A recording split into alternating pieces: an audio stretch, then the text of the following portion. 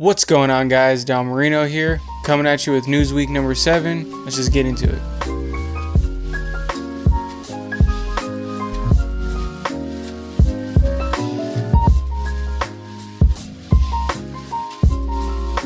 Alright, so the first story this week is going to be that Amazon is expanding their cashierless grocery stores. Well, they were kind of little convenience stores almost, how small they were, and now they're expanding them into full-size grocery stores. So recently they decided to put more attention into this business type that they already have.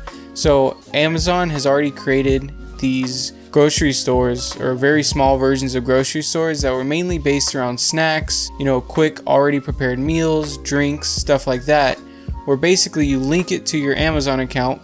Once you walk in, you just walk through and you pick whatever items you want up and put them in your bag. So it uses computer tech and geofencing technology to ensure that whatever item you're picking up automatically gets added into your cart, or even if you pick up an item and put it back, it knows to take that item out of your cart. So this is really cool. So basically you're going to walk in, you're going to shop around, pick up whatever you want, and you just walk right out. You don't stop at a cashier. Not even if you're buying alcohol, you don't need to stop at a cashier to ensure that you're 21. It's already going to be all through the app, through Amazon. You walk in, grab your stuff, walk out, never have to talk to a single person. So they're definitely going for a really convenient model right now. So like I said, they're expanding some of their previous stores that they've already had and putting more attention. So previously their stores were about 1,000 to 2,000 square feet. So about the size of a convenience store, maybe a little bit larger. Now they just opened one up that is 10,000 square feet and just a full-blown grocery store, something on the same level of like a Walmart or a Target. And this is allowing them to have their prices as low as their competitor like Walmart or Target, to have their prices very low and have the convenience factor very high, making these very desirable to go to. Right now it is kind of one of those novelty items because you don't see them. It's kind of just cool to check it out if it's in your city. I know there's some in a few major cities, but I know the big one that just got opened up is up there in Seattle, Washington. As we know, Amazon runs the online retail business. They are number one. Their competition is a far second. Anything you need is on Amazon. However, the one market they do not have cornered is groceries.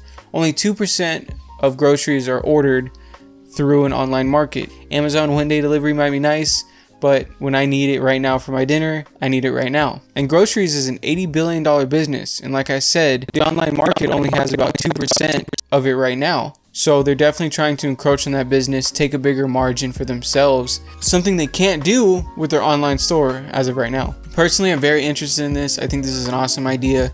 I think it's really cool that you're going to be able to go into a store, not talk to anyone.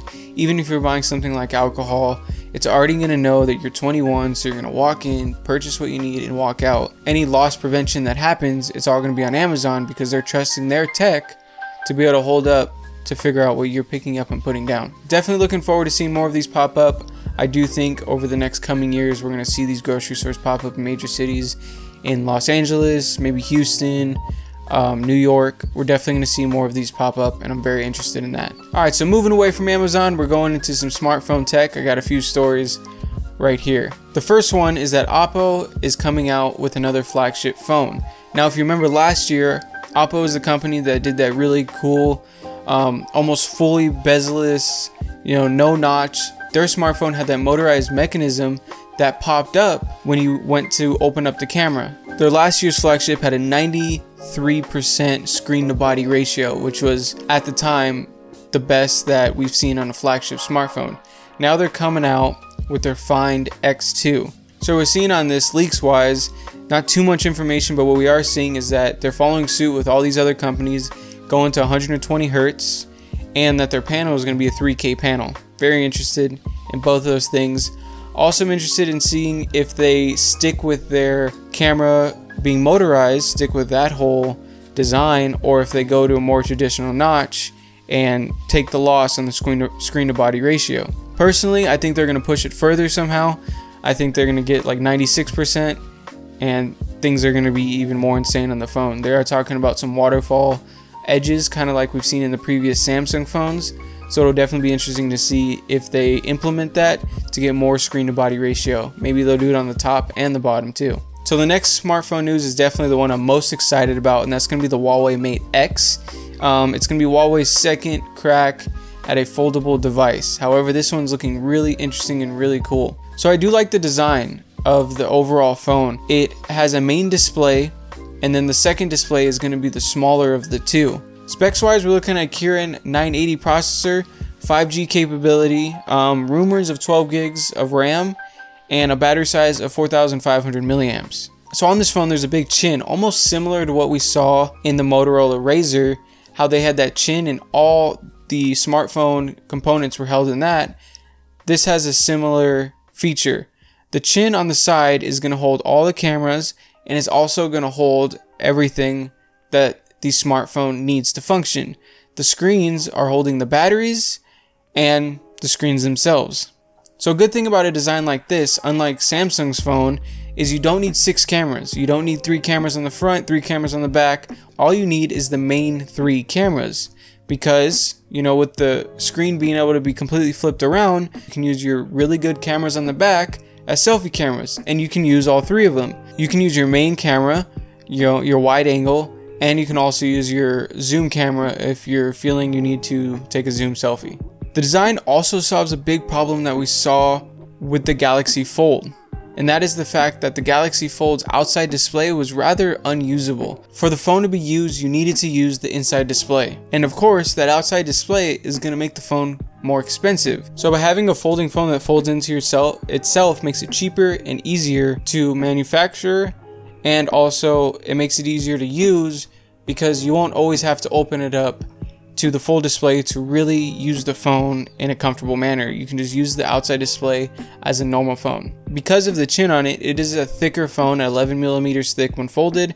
However, once you unfold it, it goes to very slim 5.4 millimeters. The only concern I have with a design like this is that outside display, the one that's going to be set down a lot, the one that is going to get the brunt of the force when you're putting your phone down or tossing it onto a table, because these displays are plastic. They're not glass yet, because this is just not a technology that we have. However, I do believe that the way it's looking, a screen protector might be able to be put on this phone aside from the actual hinge part of the phone, the part where it's going to bend. So that might be the saving grace for that back screen not to get completely scratched up and torn up throughout its life. So like I said, this is the phone that right now I am super interested in. I think it's the coolest phone coming out. The only problem with it is people are still skeptical on what Huawei is going to do without Google.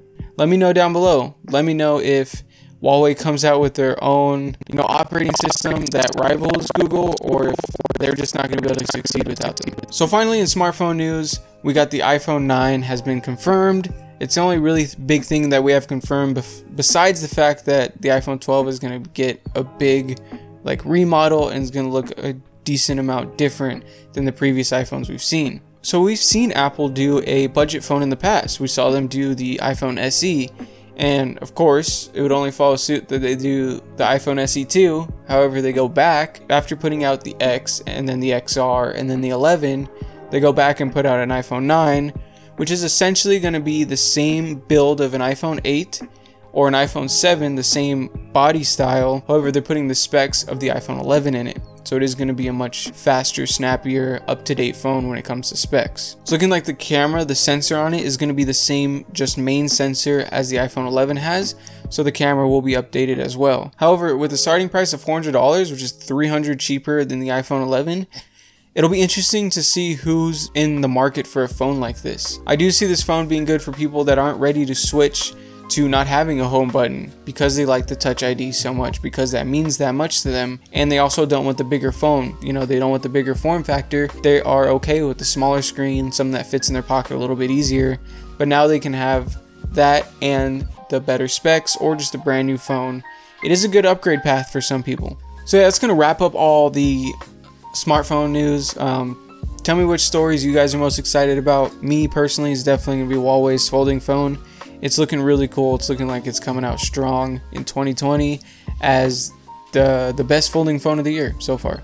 So we got a few more Xbox leaks, nothing major, just kind of specs wise we're seeing some new stuff. The biggest thing we're seeing is that the new Xbox is going to have 12 teraflops inside of its graphics card. Now this is something that we kind of expected, but at the same time it's nice to see it confirmed. So that puts it at twice what is available in the Xbox One X and 8 times what was available in the original Xbox One. So we're definitely seeing that about the mid-range and a little bit higher than the mid-range AMD and Nvidia graphics cards. The previous predictions of it being something closer to 2070 or 2070 Ti are looking to be fact, and it's looking to be what they're planning on putting in their next system. Alright, so the final story of the day was just something quick I thought was kind of interesting. Apple is planning on making their own processors for their Macs, actually. So it looks like they're going to be ditching Intel in the next year or so, which, one, bad news for Intel because they're already having trouble over there in their corner with, with AMD and with now Mac looking like they're going to drop them and go with their own in-house chip.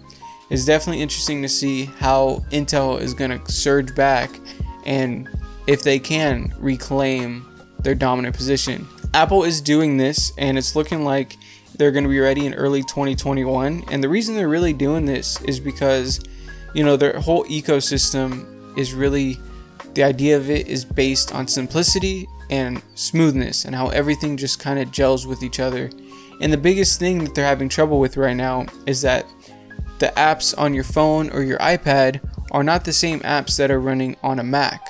And this is kind of difficult for developers to have to develop for 2 different things versus just one all across the board, make everything exactly the same. The same thing you make for the iPhone, you make for the iPad, you make for the Macs. And that's really where they're going with making their own chip, is being able to have everything the same across the board. And also, I would assume that they'd want to be able to say, yeah, this is a Mac. Everything about it is Apple. You're not relying on any other companies. You're not relying on that partnership with Intel anymore. It's just Apple making everything that goes into a Mac, which I think would also be appealing to customers.